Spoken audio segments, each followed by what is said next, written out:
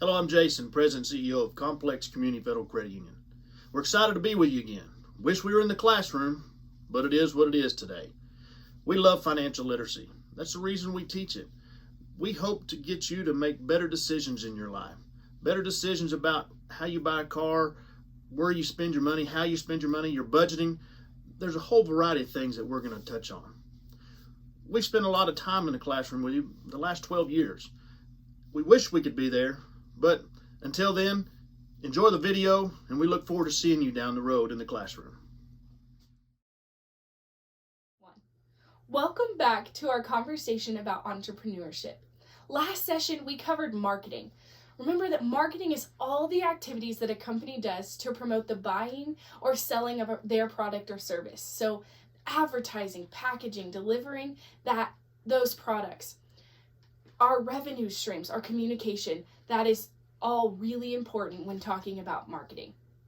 So think back to how we were going to market our lemonade business.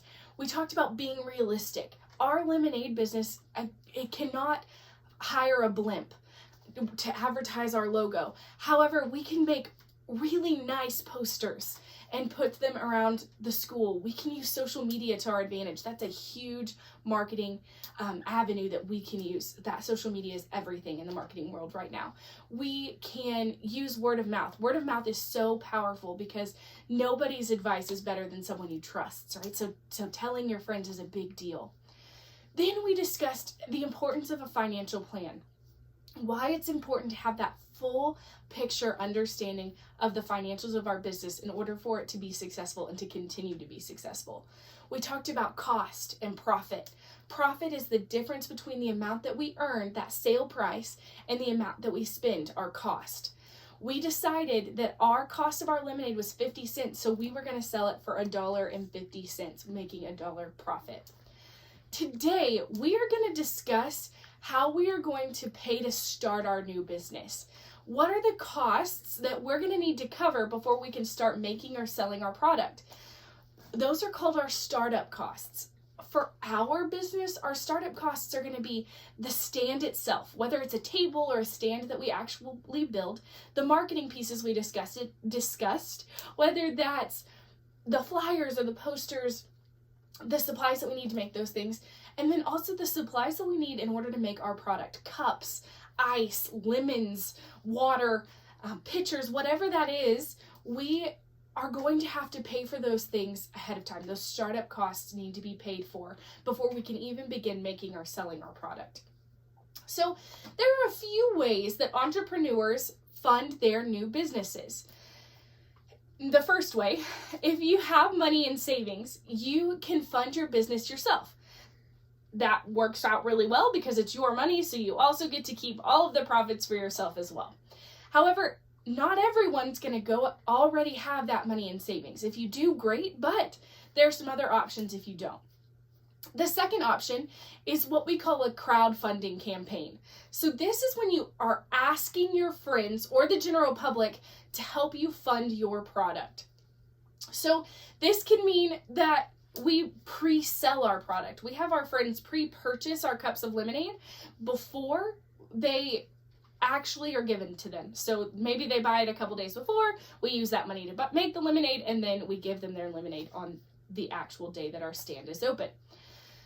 The third way is that they can get a loan from a financial institution, which is exactly what it sounds like. It's walking into a financial institution and asking them to give you money that you will later pay back with interest. So interest is the fee that you pay to borrow someone else's money now and pay it back later.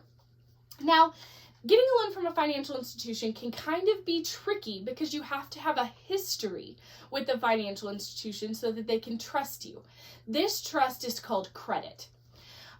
Credit is the trust that a financial institution can loan you the money now and then you will pay it back to them later. So credit is just a fancy word for trust, or you may need to have something valuable to put up against the loan as what we call collateral. Collateral is something of value that's used to secure a loan. So you can get a loan from a financial institution, but you are going to have to pay interest. You may need to have credit or collateral.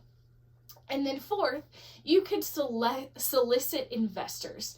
This is convincing friends or family members, people in your community, to buy in to your company idea by lending you the money up front. So investors will negotiate a deal with you so that they can also make money off of what they charge you for using their money.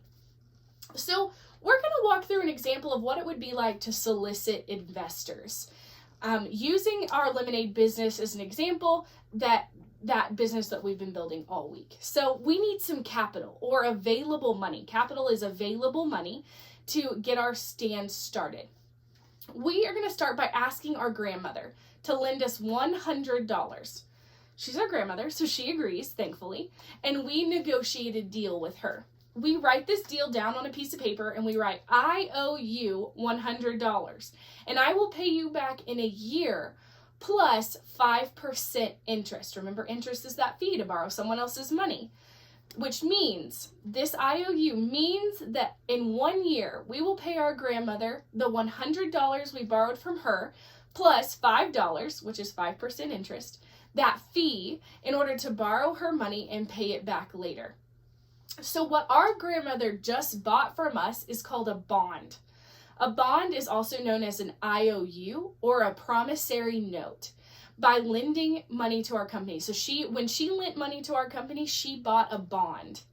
So that's a pretty good starting place. Grandma's money is a great place to start, but we're looking to secure a little more capital or available money before we start our company. So in order to do that, we create an IPO.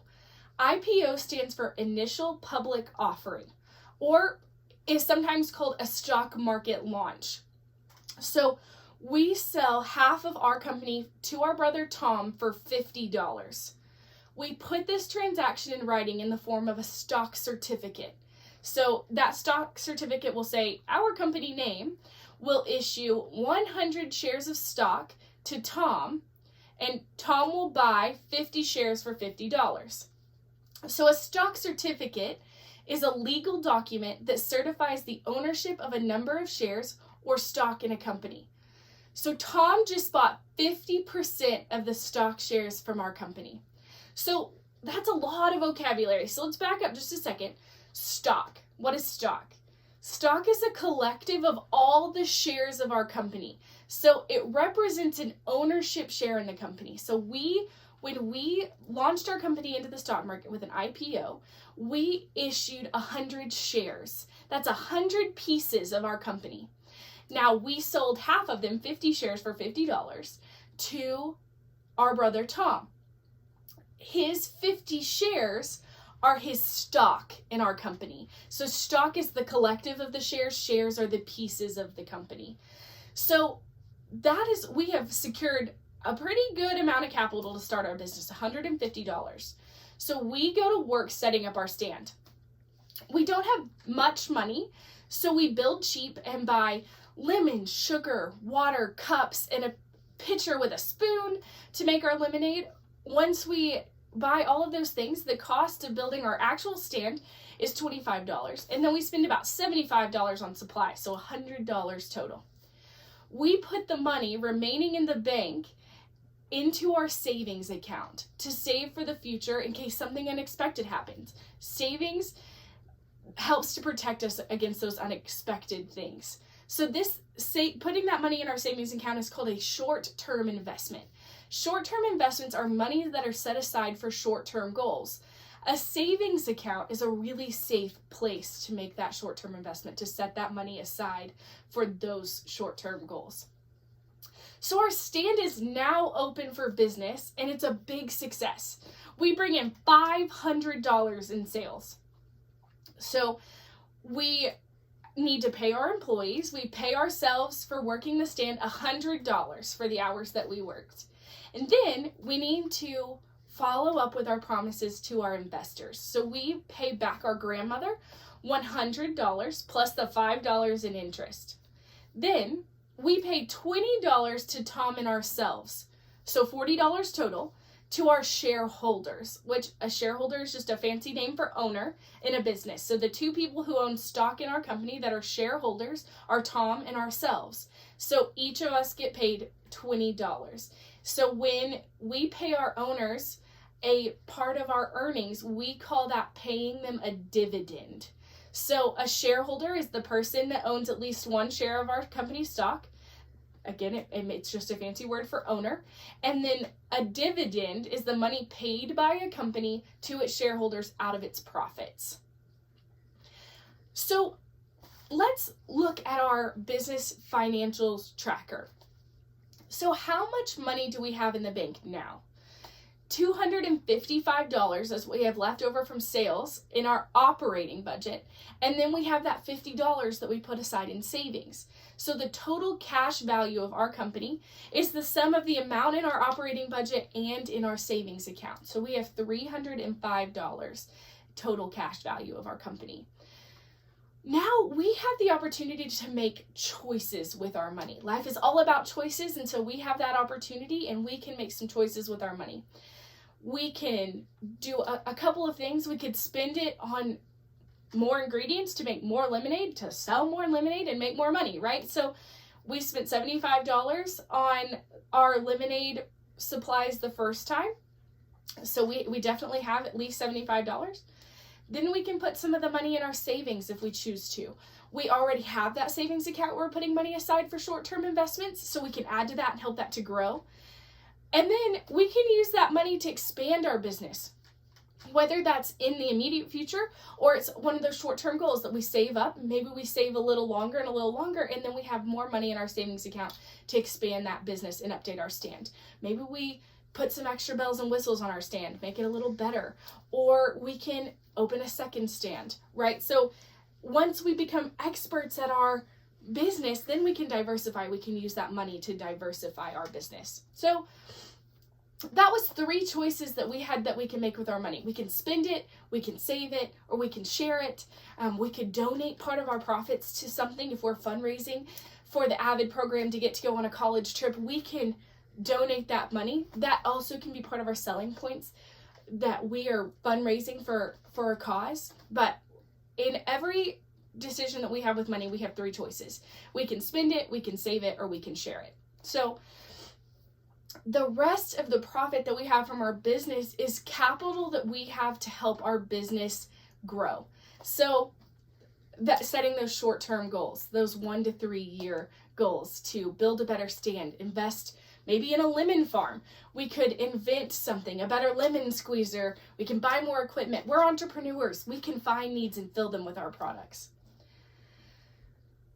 So we have a lot of opportunities that we can use our money for. We have a lot of opportunities in order to grow our business and make it successful.